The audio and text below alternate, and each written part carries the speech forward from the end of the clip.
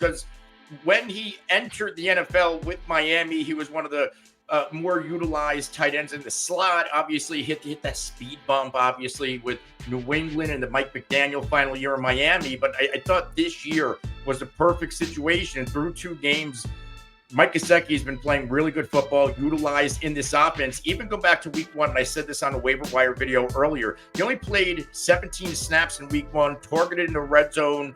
He actually caught it, but it was called back for the touchdown. But of those 17 offensive snaps, he ran 15 routes. And mind you, like, he's not a great blocker, so Drew Sample and all, they are going to outsnap him on a game-to-game basis. But as long as he's running routes, that's what he's there for. And we saw that against Kansas City, 7 of 9 targets, 91 yards. Upcoming matchups against Washington, Carolina, Baltimore, New York. Now, I got to preface this, like, as bad as Washington is against wide receivers, they're actually number 1 ranked against tight ends. That's an anomaly. I don't think they've played a very good tight end yet. And I don't mind this upcoming 4-game stretch for Mike Gesicki. Wow, and it looks like Joe Burrow's starting to get hot.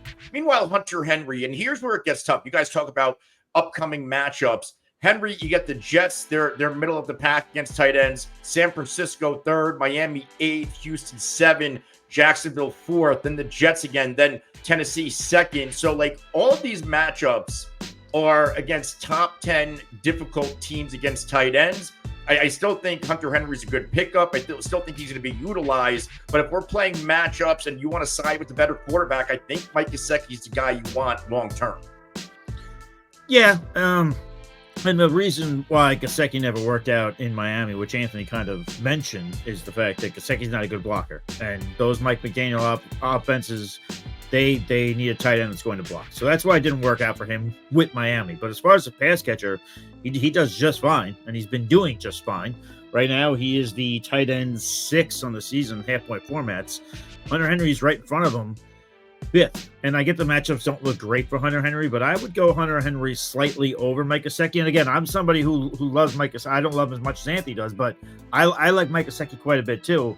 I got several best ball shares of him, but I just think that eventually these pass catchers are going to wake up in Cincinnati, and that's going to kind of bump Gesicki down the totem pole, so to speak, as opposed to Hunter Henry.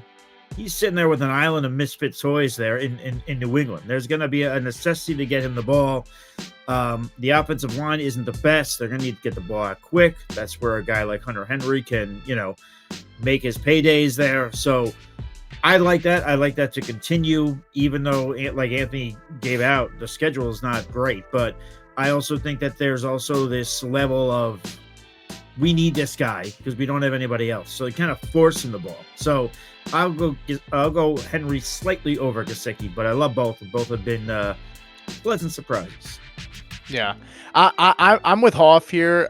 Look, these are 2 really good ads. I mean, if I would put priority, I would be comfortable putting like an extra $1 or $2 on Henry and then putting Gesicki in case you don't get him. That's normally what I do. Just drop the same player. But look, these are 2 guys that, in terms of total points to the first 2 weeks, Hunter Henry, 22.7 PPR, Mike Gesicki, 20.9, like, tight end 4, tight end 5. I don't think many people expected to be, talking about these 2 guys as being this high in terms of rankings on the season for the first 2 weeks. But here's some stuff as to why I prefer Henry in terms of, snap share. Hunter Henry, 93.4% snap share. That ranks 3rd in the NFL in total snap share for tight ends through 2 weeks. Total routes run, 86.9%. That ranks 1st in the NFL for tight ends. And then target share, 2nd in the NFL. He's getting a 27.5% target share. To Hoff's point, I mean, there's more weapons in Cincinnati. T. Higgins, when he gets back, Jamar Chase isn't going to stay down forever. But I think Gesicki is still a very strong addition as well. But here's the difference. Gesicki is averaging almost 50% less than Hunter Henry in snap share. Target share, he's averaging, he actually has a strong target share, 20%. So he's getting targeted on more routes compared to Hunter Henry, who's on the field 50% more. Gesicki's, pretty close in terms of target share. He is 6th in the NFL for target share. So still commanding the ball when he's out there.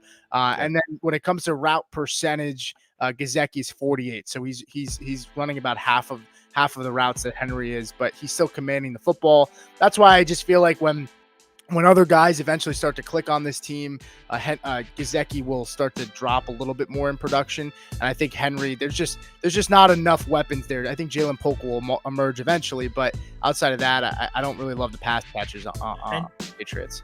And just to be clear, Pete, I'm not sure if you're with me on this sentiment. I think you might be, and then Anthony, you could chime in.